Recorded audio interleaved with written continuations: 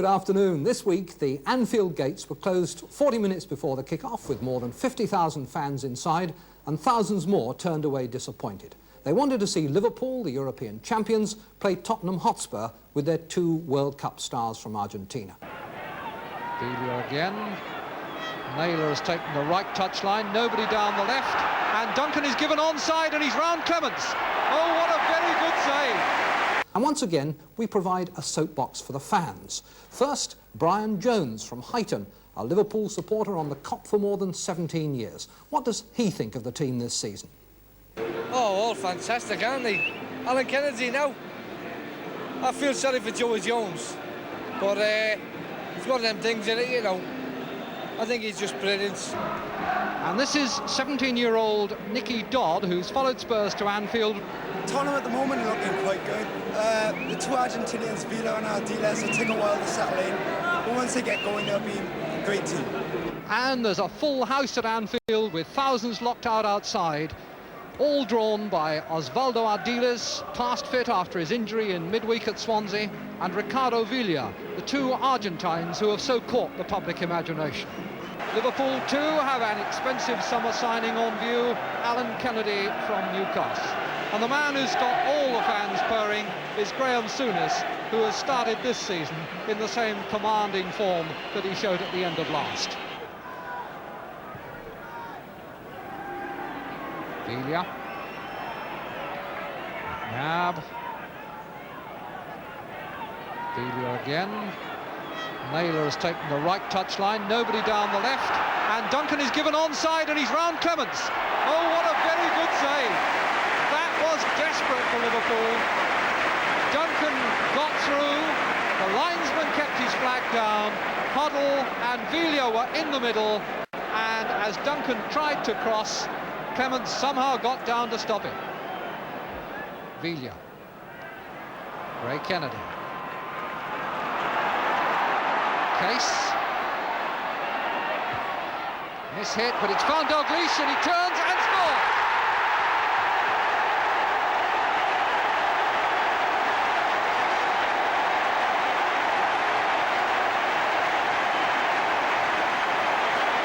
I suspect that was miss-hit by Jimmy Case, but it couldn't have been miss-hit to a better player than Kenny Dalglish. Brilliant on the turn, round Perryman and in under Danes. 10 minutes gone, 1-0 to Liverpool, and Dalglish has got his 5th goal of the season. Dermot and Ray Kennedy up supporting Dalglish. Here's Dalglish now, and Lacey wondering how he's going to turn. With the ball at his feet and he's back to goal, Dalglish can still be a very difficult customer. Lacey was having problems with him there. They can be very difficult to deal with. Dermot put in by Highway. And the chest down by Perryman dropped nicely for Dalglish, and now Kennedy. And Souness, can he turn on it? Pulled it back for Case. Dalglish!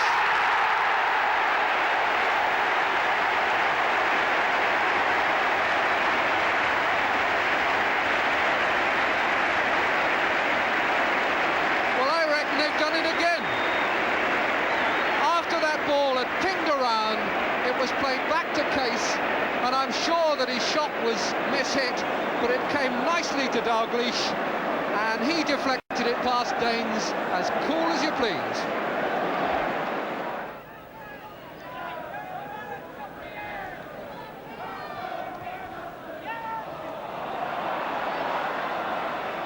McDermott. Kennedy at the far post, and in it goes. Not sure who's claiming that. I think it may have been an own goal off Lacey. Kennedy getting the congratulations of his teammates, but the 3rd goal it is. Kennedy up well, and bingo number 3. And Liverpool so dominant going forward. It seems really to be simply a question of how many they'll score, but they do look a little bit fragile themselves at the back occasionally. There was a high foot there and an indirect free kick for Tottenham Hotspur. Everybody back.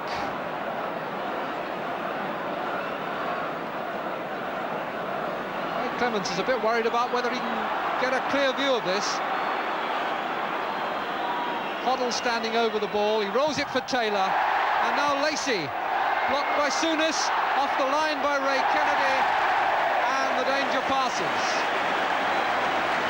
Lacey's shot, blocked by Souness, then Clements got a hand to it, and Ray Kennedy completed the clearance. Alan Kennedy. Johnson again, teasing Lacey. Crossing the flick-back header by McDermott, didn't carry through to Highway. Souness. Nice, neat turn. And a good ball out to Dalglish, who's got plenty of time to choose the spot for the cross. But McAllister cleared. Back in it'll go from Case, who can hit them. Good save by Danes. That one was on target from Jimmy Case. Very good. Well-struck shot that was bending, but in fact bent back into the path of Dane's dive. Dalglish with a lot of room now, and he's beaten Perryman, and can he get the hat-trick on the stroke of half-time? Sets it up for Kennedy, and it looked like number 4. Every time Liverpool go forward, it seems as though there's a goal in the making. So this very fragile Spurs defence will surely be pleased to hear that half-time whistle, because it looked then as though Kenny Dalglish was about to get his 3rd goal of the game.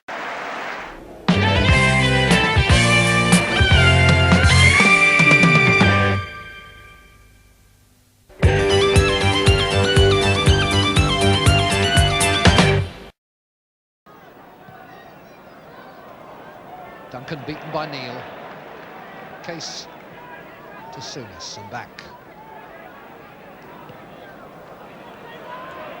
Johnson on for McDermott. Ray Kennedy in the middle, the ball with Dalglish, and now Johnson, Souness. Dalglish did well to turn on the shot. Johnson, 4-0.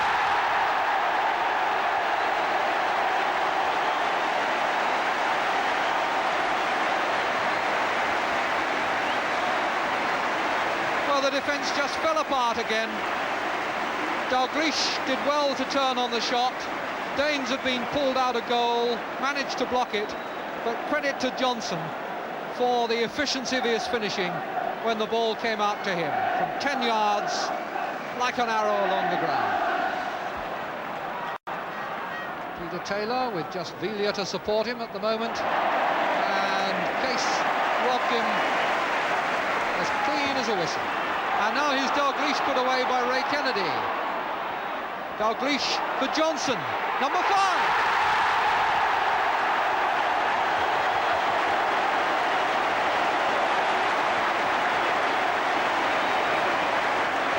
Well, it's like Moses parting the waters whenever Liverpool go through the middle there.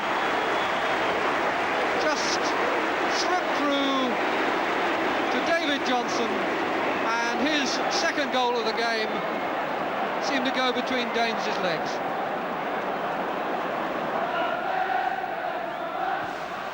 Highway to Souness. Chip in for Alan Kennedy.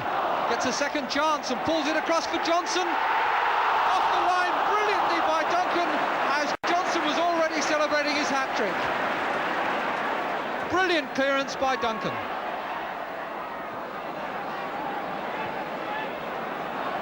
Now Highway, can he get in on the scoring act? Penalty! And Duncan, having just saved Spurs a goal, looks now as though he's given away the 6th by bringing down Highway.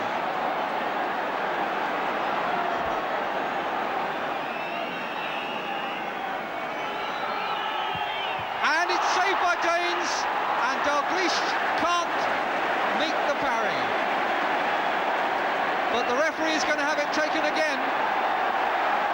The referee has judged that Danes moved before the ball was struck. Dane's now on his line, knows that he must keep still. Will Neil put it in the same place again? No, he doesn't.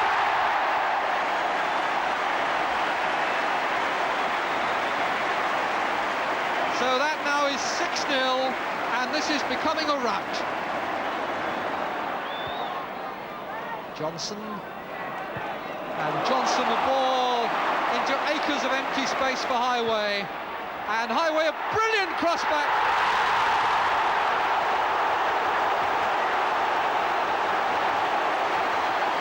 McDermott it was who finished it, and what a classic goal. Tottenham in remnants. Can't he be pleased with that? Glorious long passes. Johnson finding Highway. Highway with lots of space. A great quick cross back. And the flying dive by McDermott to make it 7-0. That's the second successive week I've seen Liverpool in First Division action, and the truth is they're simply getting better and better. Of course, the game's all about opinions, and one very voluble one came to me at full time when I spoke to Bill Shankly. First of all, I asked him, how good is this Liverpool team? Oh, well, Liverpool played the game the way it should be played. Simple. They made themselves available when they had the ball. It was the easiest thing in the world to find them with each other with passes. That's what the game's all about. Could I ask you what was your opinion about the two Argentinians?